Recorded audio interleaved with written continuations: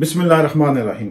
मैं हूं बिशारत हुसैन और आज हम विजडम विसा में याजूज माजूज का दूसरा पार्ट, जिसमें हम देखेंगे कि कुरान मजीद याजूज माजूज के बारे में क्या फरमाता है, जुल्कुरनैन बादशाह कौन था और उसने दीवार क्यों तामीर की, और याजूज माजूज को कैद क्यों किया गया। इस पार्ट में हम ये देखेंगे। मुशरिकीन मक्का, जो उस वक्त हज़ूर सल्लल्लाहु अलैहि वसल्लम के दौर में जो मुशरिकीन मक्का थे वो जाहिल थे, उनके पास कोई इल्म नहीं था। और मदीना शरीफ में जो लोग थे, उस वक्त मदीना शरीफ तो नाम तो नहीं था, उस वक्त उसका नाम यसरब था। तो जो मदीना शरीफ में लोग थे वो थे यहूदी, और यहूद जो थे वो पढ़े लिखे थे, आलिम थे, उनके पास किताब थी या उनके पास इल्म था।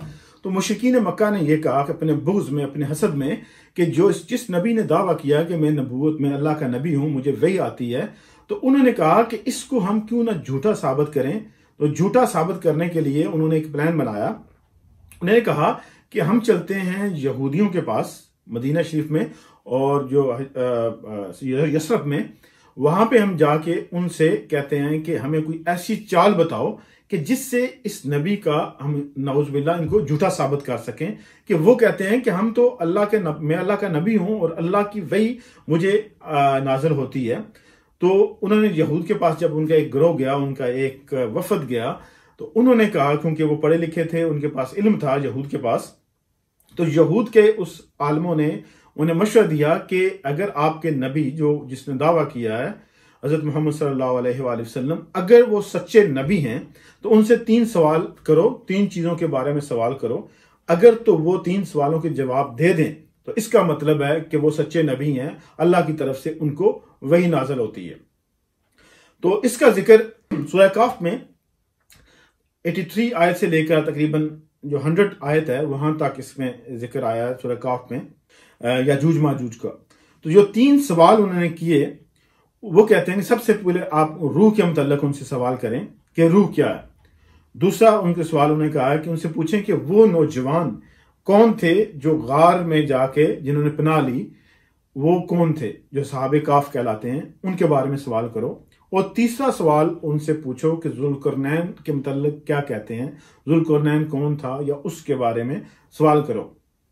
अगर तो वो आदमी इस चीज का जवाब दे दे, हजरत मोहम्मद सल्लल्लाहु अलैहि वसल्लम, अगर तो वो जवाब दे दें तो इसका मतलब है कि वो सच्चे नबी हैं। अगर वो जवाब ना दे सकें तो वो सच्चे नबी नहीं है, नाउज़ुबिल्लाह। तो वो जो मुशरिकीन मक्का थे, वहां से ये सवालात, वो हदायत लेके चले गए। वैसे ही किया इन्होंने हज़ूर सल्लल्लाहु अलैहि वसल्लम से, उन्होंने ये सवालात दरियाफ्त किए। हज़ूर सल्लल्लाहु अलैहि वसल्लम को उस वक्त मालूम नहीं था। तिबियानुल कुरान के अंदर जल्द नंबर 7 में ये बयान हुआ है, ये सारा वाक़या जो याजूज माजूज का है। आखिरकार वही नाज़िल हुई और हज़ूर सल्लल्लाहु अलैहि वसल्लम ने उसका जवाब दिया, लेकिन मानना उन्होंने कब है, क्योंकि जो पहले ही बुग़्ज़ हसद रखते हैं वो नहीं मानने वाले। उन्होंने कितने मौज़े देखे, कितने उन्होंने जो उनकी ख्वाहिशात थी कि आसमान चांद तोड़ दो, ये कर दो, वो कर दो, लेकिन क्योंकि उन्होंने मानना ही था वो नहीं माने। पर तो कुरान मजीद में ये सूरह काफ, ये जो नाज़िल हुई थी, इसका सबब ये था कि मुशरिकीन मक्का ने सवाल किया था। अब हम आते हैं कि जुल्कुरनैन का नाम क्यों जुल्कुरनैन पड़ा, जुल्कुरनैन क्यों कहा जाता है। जुल्कुरनैन का मतलब है 2 सींगों वाला, 2 कर्नों वाला, 2 सदियों वाला। अब इसके मुख्तलिफ तफसीलात हैं, मुख्तलिफ उलमा ने मुख्तलिफ लिखा है। तो ये जो जुल्कुरनैन बादशाह था, ये बहुत ही अमीर, मालो असबाब से माला माल था, अल्लाह को मानने वाला था, जो हमें आखिरत पे यकीन रखने वाला था, बहुत ही नेक, नफीस, और इसको दौलत का कोई लालच नहीं था। जो मशरक से मगरब की तरफ इसने फतह करते हुए, मशरक से मगरब की तरफ इसने फतह करते हुए उस दर्रे पे आ गया जहां याजूज माजूज कौम थे। जो याजूज माजूज कौम, बात जिस तरह हमने पिछली वीडियो में कहा है, कुछ कहते हैं इनका तुर्क है, कुछ कह रहे हैं मुगल हैं, और कुछ हज़रत आदम अलैहिस्सलाम की औलाद में से बताते हैं। ये वहां जब उस दर्रे पे पहुंचे, 2 पहाड़ों के दरमियान पहुंचे, तो उस कौम ने कहा कि ये हम पे बहुत जुल्म करते हैं। याजूज माजूज बहुत ही जालिम कौम थी, انہوں نے کیا کیا کہ جو بھی وہاں پہ قوم تھی اس وقت، ترک تھے یا جو بھی تھے، وہ وہاں پہاڑوں سے اتر کر ان کے ہر چیز کو تہس نہس کر دیا کرتے تھے۔ تو ذوالقرنین جب آیا تو اس نے ان کو وہ دیوار بنائی اللہ کے حکم سے اور ان کو قید کیا، جو ابھی بھی قید ہیں، وہ تا قیامت یا جب ان کا ظہور ہونا مقصود ہو، اللہ و رسول عالم، اللہ بہتر جانتا ہے کب ان کا ظہور ہوگا۔ لیکن ہم اگلی ویڈیو میں دیکھیں گے کہ کس عہد میں ان کا ظہور ہوگا، جو احادیث کی روشنی میں ہے۔ اب خوبیاں اس کی کیا ہیں؟ اسے کہتے ہیں فارس کا حکمران کہتے ہیں۔ ذوالقرنین جو تھا وہ فارس کا حکمران کہلایا جاتا تھا۔ یونانی جو ہیں اس کو سائرس کے نام سے جانتے تھے، جو عبرانی ہیں وہ خورس کے نام سے، اور جو عرب ہیں وہ کیخسرو کے نام سے اس کو جانتے تھے۔